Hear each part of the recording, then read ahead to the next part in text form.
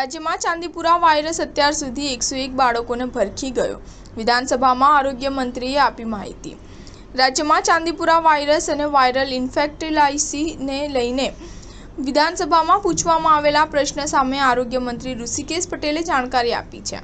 તેમણે રાજ્યમાં વાયરલ ઇન્કેફેલાઇટિસ અને ચાંદીપુરા વાયરસની હાલની પરિસ્થિતિને લઈને કેસ અંગેની આંકડાકીય માહિતી આપી હતી। ગુજરાત વિધાનસભામાં ટૂંકી મુદતના પ્રશ્નમાં વાયરલ ઇન્ફેક્ટિલાઇટિસ અને ચાંદીપુરા વાયરસની સ્થિતિ અંગેના પ્રત્યુત્તરમાં આરોગ્ય મંત્રી ઋષિકેશ પટેલે વિગતો આપતા જણાવ્યું હતું કે છેલ્લામાં 6 દિવસમાં વાયરસથી સંક્રમિત એક પણ નવો કેસ નોંધાયો નથી, જ્યારે છેલ્લા 12 દિવસમાં એક પણ દર્દીનું મૃત્યુ નીપજ્યું નથી। રાજ્યમાં વાયરલ ઇન્ફેક્ટિલાઇટિસ અને કે ચાંદીપુરાના સંક્રમણની સ્થિતિ સંપૂર્ણપણે નિયંત્રણ હેઠળ છે। ગુજરાતમાં વર્ષ 2024માં વાયરલ ઇન્કેફેલાઇટિસના કુલ 164 કેસ નોંધાયા છે, જે પૈકી 61 કેસ ચાંદીપુરા પોઝિટિવ જણાયા છે। ચાંદીપુરા રોગના સંક્રમણને અટકાવવા માટે રાજ્ય સરકારે પ્રોએક્ટિવલી કામગીરી કરી છે।